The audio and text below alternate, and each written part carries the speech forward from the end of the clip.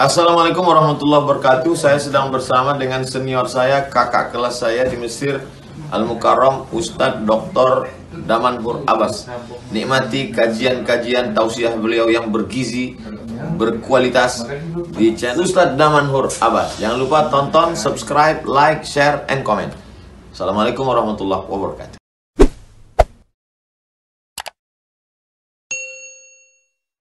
Assalamualaikum warahmatullahi wabarakatuh. Alhamdulillah bi ni'matihi tatimmus shalihat wa bi fadlihi tatanazzalul barakah. Asyhadu an la ilaha illallah lahu da'watul haqq harisun 'alaiha wa wajaba tabsyiri biha wa takum minkum ummati yad'una ila al-khair wa ya'muruna bil ma'ruf wa yanhauna 'anil munkar wa ulaika humul muflihun. وأشهد أن محمدا عبده ورسوله بلغ الرسالة وأدى الأمانة ونصح الأمة وكشف الغمة حتى أتانا اليقين ليلها كنهارها لا يزيغ عنها إلا هالك. اللهم صل وسلم وبارك وأنعم على حبيبنا وشفيعنا وزخرنا ومولانا محمد وعلى أزواجه أمهات المؤمنين وذرياته وآل بيته وأصحابه أجمعين. Rabbi shrah li sadri wa yassir li amri wahlul 'uqdatam min lisani yafqahu qawli, amma ba'd. Para asatiz yang saya muliakan, ayah bunda yang saya cintai, dan bapak ibu jemaah salat subuh yang dirahmati Allah, marilah senantiasa kita mensyukuri terhadap segala nikmat yang Allah berikan kepada kita dengan melaksanakan segala perintah dari Allah Subhanahu wa taala. Salah satunya ini adalah pada saat kita bisa melaksanakan salat subuh berjamaah. Berulang kali saya katakan ini merupakan momentum yang paling penting bagi kita pada saat kita melaksanakan salat 5 waktu. Dikarenakan Allah sedang memuliakan kita, mengizinkan kita untuk bertemu dengannya. Bayangkan berapa banyak di antara saudara-saudara kita mereka tidak diizinkan. Mereka memilih untuk tidur di atas kasurnya. Kemuliaan tersebut tidak mereka raih di pagi ini. Namun alhamdulillah Allah berikan kemampuan, kekuatan, keimanan kepada kita sehingga kita dapat melaksanakan salat subuh berjamaah. Salawat dan salam mari sama-sama kita panjatkan kepada baginda Rasulullah SAW. Kalaulah bukan Rasul, maka kita tidak akan pernah bertemu di tempat ini. Saya yakin sekali Bapak Ibu semuanya tidak akan pernah mau hadir ke tempat ini kalau seandainya tidak ada petunjuk dari baginda Rasulullah SAW. Rasulullah yang menyampaikan segala tatanan kehidupan ini. Rasulullah yang menyampaikan kepada kita apa yang harus kita lakukan di pagi hari. Semoga petunjuk ini juga kita dapatkan pada saat nanti hari kebangkitan. Pada saat kita nanti dibangkitkan oleh Allah Subhanahu wa taala, kita akan dipanggil oleh Rasulullah sallallahu alaihi wasallam dan akan diberikan syafaat kepada kita semuanya. Semoga jamaah yang berhadir pada subuh yang berbahagia ini merupakan di antara umat Nabi Muhammad sallallahu alaihi wasallam yang akan diberikan syafaat oleh baginda Rasulullah sallallahu alaihi wasallam, yang akan disuguhkan air dari telaga Kautsar dari tangan mulia tersebut. Allahumma amin. Bapak Ibu jamaah salat subuh yang dirahmati Allah, pada subuh yang berbahagia ini kita akan membahas dosa besar al-kabiratu at-tasi'atu wal 'ashrun, yaitu dosa besar yang ke-29, di mana Imam Az-Zahabi menjelaskan di dalam kitabnya Al-Kabair, dalam kitab dosa-dosa besar. Dosa besar yang ke-29 itu adalah al-muhallil wal muhallallah, orang yang menyuruh menghalalkan dan yang melakukan penghalalan. Halal apa? Halal dalam hal perkawinan. Di dalam antropologi Aceh, istilah ini dijelaskan dengan diberikan nama Cina buta. Saya tidak tahu kenapa terlibat Cina dalam hal ini. Ya, seharusnya ini menjadi sebuah pertanyaan bagi kita semuanya. Kalau sudah ada pekerjaan yang membuat seseorang itu menceraikan istrinya sampai dengan cerai talak ketiga, dan setelah itu dia menunggu masa iddah, setelah itu dia harus menikah lagi, dan setelah menikah dia bercerai baru boleh kembali kepada suami pertama. Nah, ini penting sekali, di mana kita perlu menjelaskan kepada generasi kita tentang makna nikah itu. Makna nikah inilah yang sedang kami lakukan di beberapa kabupaten kota untuk melakukan pendidikan pranikah. Pendidikan pranikah ini penting supaya apa? Supaya orang-orang calon catin namanya, calon pengantin itu tahu apa dan bagaimana membangun rumah tangga. Selama ini tidak berlaku bagi bapak-bapak yang sudah expired ya. Ini bagi calon pengantin yang masih muda-muda. Nah, kenapa ini penting?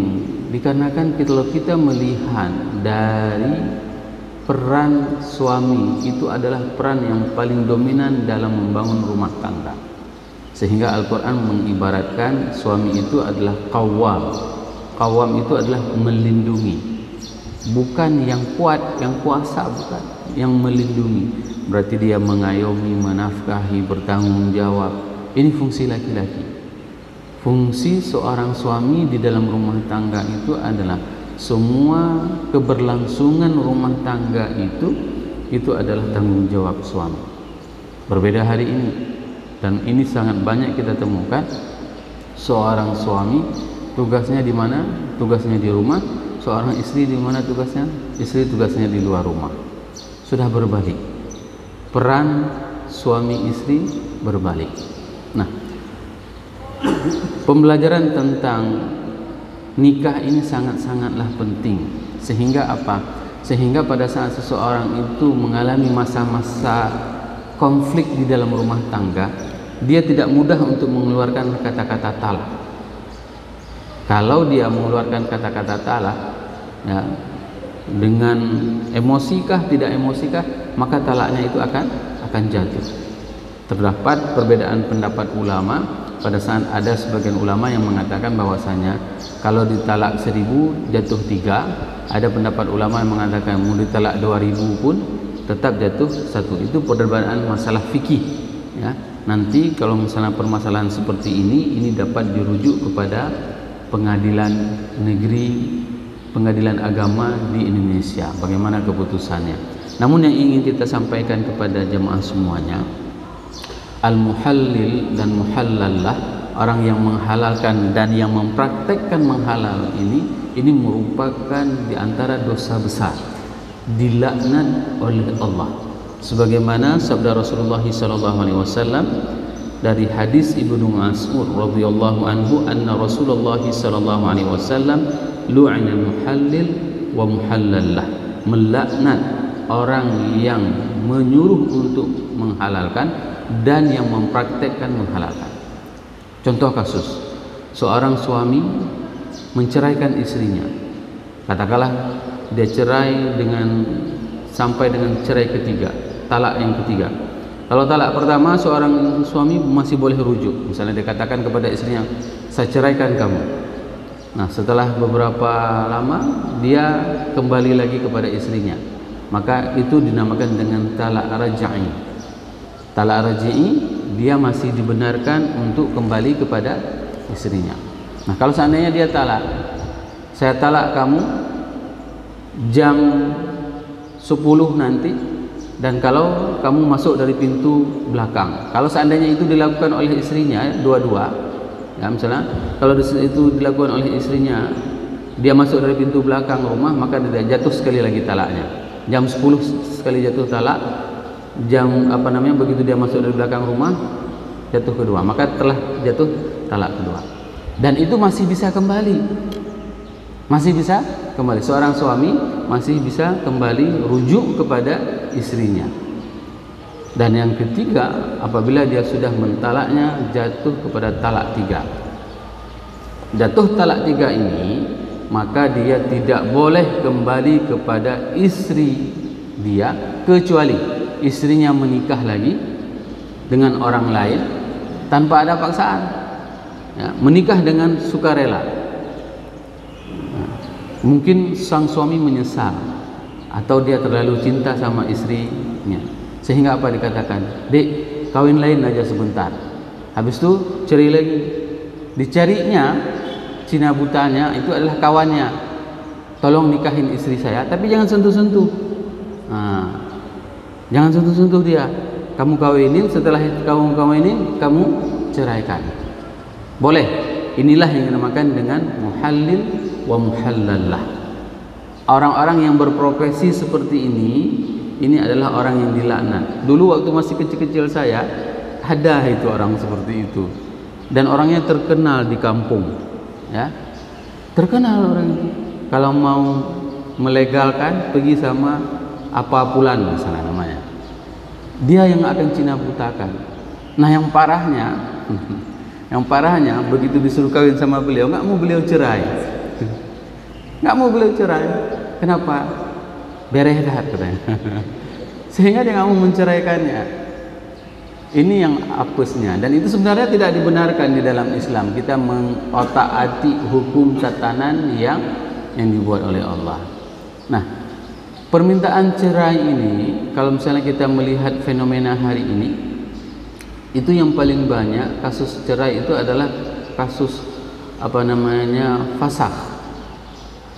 Di Kota Luk Ismawi, di Aceh Utara, dimanapun ya di Indonesia, yang paling banyak minta cerai itu adalah perempuan.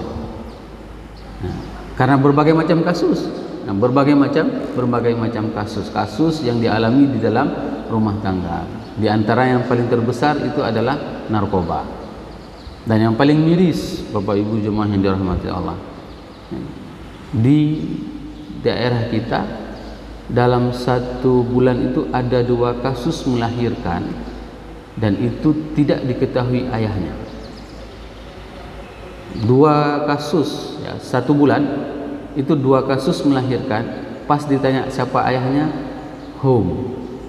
Kita sudah jelaskan kemarin, ini bukan hidup di masa Maryam ya. Maryam melahirkan tidak ada suami. Jangan pernah bilang anu ilung lagi Maryam bacut saho iman tidak ada lagi ya. Kasus di Kota Luk Ismawi dan Aceh Utara, dalam 1 bulan seorang dokter kandungan mengatakan ada 2 kasus yang melahirkan dalam setiap bulan itu tidak tahu ayahnya siapa. Ini yang paling bahaya. Nah, kembali kepada cerai tadi. Kalau misalnya kita melihat bagaimana sejarah dan bagaimana kehidupan rumah tangga Rasulullah SAW, ada sebuah kisah yang menarik pada saat Rasulullah SAW menaklukkan Bani Mustalik. Bani Mustalik ini pada saat ditaklukkan oleh Rasulullah SAW, beliau menikahi seorang anak kepala suku Juwairiyah, Ibunda Juwairiyah. Hal yang menarik, pada saat beliau menikahi Ibunda Juwairiyah itu, beliau mengatakan, kamu kalau saya nikahin maka kamu terbebas menjadi budak. Maka pada saat itu Ibunda Juwairiyah langsung mengatakan, saya terima nikahmu wahai Rasulullah, dan saya beriman kepada Allah dan Rasulnya. Nah, itu membuat kaget kok mau langsung menikah dengan Rasulullah. Nah, pada saat menikah dengan Rasulullah SAW, para sahabat melihat Rasul membebaskan budak tersebut ya, maka para sahabat semuanya membebaskan budaknya. Coba bayangkan, pada saat dulu peperangan itu, seorang mukmin apabila dia mengikuti peperangan maka mereka akan mendapatkan budak. Budak itu boleh digauli tanpa menikah, hamba sahaya namanya. Karena dia kita taklukkan, kita kalahkan. Kenapa dikalahkan? Karena dia ajak beriman tidak mau. Kalau seandainya mereka beriman maka mereka sudah masuk Islam. Nah, semua harta mereka menjadi harta bawaan umat Islam. Di antara para sahabat ada yang mendapatkan budak. Maka pada hari itu, pada saat Rasul menikahi Ibunda Juwairiyah, apa yang dilakukan? Maka para sahabat semua membebaskan budaknya. Inilah kemuliaan Ibunda Juwairiyah. Karena beliau masuk Islam, maka semuanya terbebas perbudakan di Bani Mustalik. Nah, pada saat itu lihat di dalam kitab sejarah dijelaskan, apakah Ibunda Aisyah cemburu? Ya, kira-kira posisi, bukan ibu di sini, ibu-ibu di luar. Pada saat suaminya menikah seperti itu, apa yang dilakukan? Apa yang dikatakan oleh para ibu-ibu di kagem nikah loh? Kan seperti itu kan? Pada saat suaminya menikah, pasti dia pernyataannya, kamu nikah lagi. wasallam seperti itu. Tapi lihat, Ibunda Aisyah pada saat Rasulullah menikah dengan Ibunda Juwairiyah, apa yang dilakukannya? Didampinginya. Ibunda Juwairiyah lalu dikatakan, mulia sekali engkau. Karenamu, maka seluruh Bani Mustalik ini dibebaskan.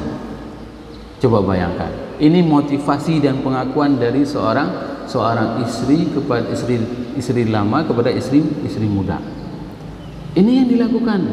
Kenapa? Karena mereka tahu bagaimana berumah tangga. Karena mereka tahu bagaimana peran seorang istri. Lalu mereka berjalan berdampingan. Ya, Ibunda Aisyah menjelaskan kepada Ibunda Juwairiyah, Rasul itu sukanya seperti ini loh. Kalau begini dijelaskan, dideskripsikan bagaimana kebiasaan Rasulullah. Ini semuanya dijelaskan oleh Ibunda Aisyah kepada Ibunda Juwairiyah.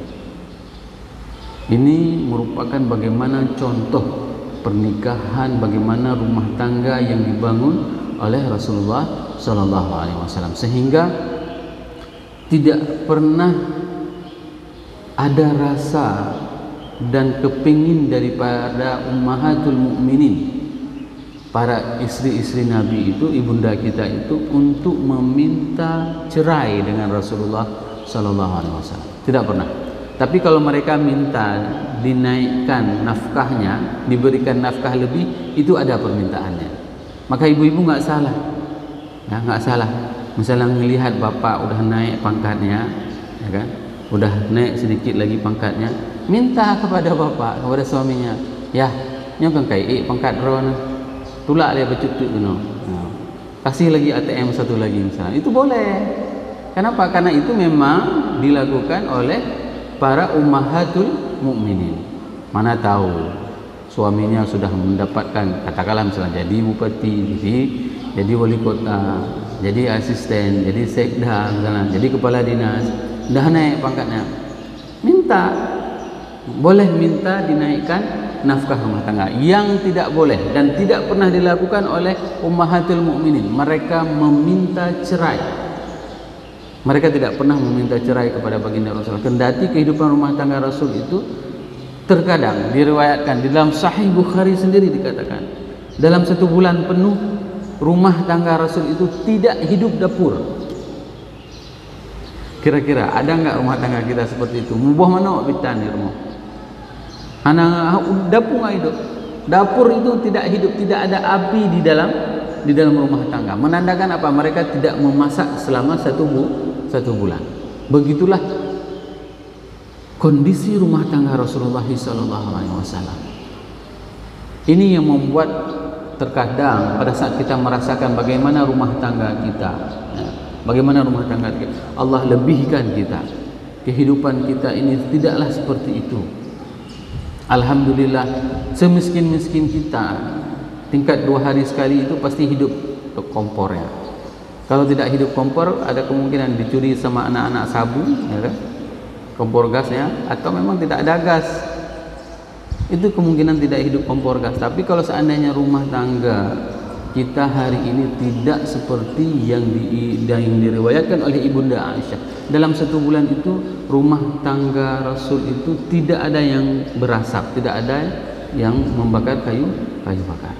Beginilah kondisi rumah tangga Rasulullah SAW, sehingga kita tidak pernah mendengarkan ada permintaan cerai dari para ummahatul mukminin, dan ini yang paling banyak terjadi hari ini. Mohon maaf saya katakan, orang wanita kalau dia sudah mempunyai kedudukan yang tinggi, makanya yang tadi saya katakan paling banyak yang meminta cerai, fasakh itu adalah dari wanita.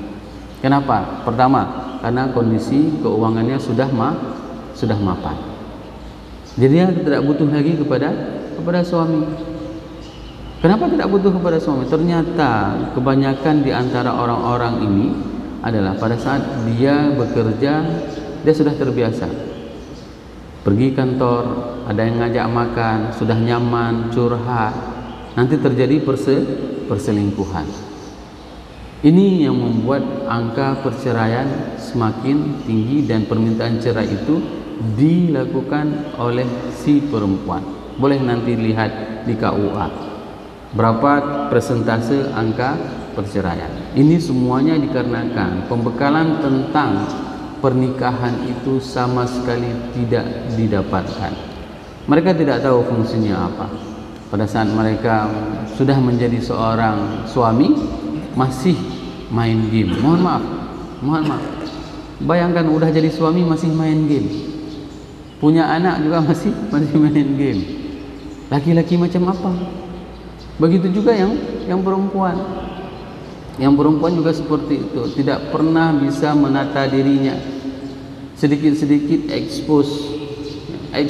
Ya, karena dia tidak bekerja. Ada di antara wanita yang memang tidak bekerja di luar, tapi dia bisa bergentayangan di dunia maya, bahkan memasuki rumah tangga orang. Duduk dia di rumah tidak bekerja, tapi dia selalu memposting semua aktivitasnya di rumahnya dengan tidak menggunakan busana, tidak memakai jilbab. Semua aktivitas dia dapat dia lakukan, sehingga rumah tangga itu berantakan. Maka perlu sekali kita ingatkan, kalau seandainya rumah tangga kita itu, dan kita sudah pernah menjelaskan di dalam majelis ilmu ini, rumah tangga itu adalah surgamu atau nerakamu. Maka jangan salah memilih calon pasangan. Sehingga apa? Sama juga jangan salah pilih calon dewan. Harus tahu kriterianya, harus tahu programnya. Saya berulang kali saya katakan, ini bukan kampanye untuk memilih seseorang, bukan, tapi harus mencerdaskan. Masa calon, mohon maaf ini kembali kepada ke pemilihan dewan. Masa calon itu hanya menjual nomor? Emang ini toko buntut? Ya. Kalau yang dijual itu nomor, itu tidak etis. Apa yang dijual? Yang harus dijual itu adalah program, dan itu dibuat komitmen, bukan komitmen. Ya. Komitmen kesepakatan, fakta integritas. Kalau saya terpilih maka saya akan buat ini, akan sedekah ini untuk anak yatim, akan sedekah untuk fakir miskin, akan bangun masjid, akan ini, ada alokasinya semuanya. Dan saya pernah menawarkan kepada salah satu anggota calon dewan, dia katakan, partai saya tidak bisa seperti itu Ustaz. Itu alasannya. Berarti lebih hebat lebih hebat keinginan partai daripada keinginan Allah dan Rasul. Maka pada saat seseorang ingin memilih calon, ya, maka dia harus pastikan terlebih dahulu siapa calonnya. Saya tertarik dengan salah seorang khutbah nikah seorang ayah pada saat dia menikahkan anaknya.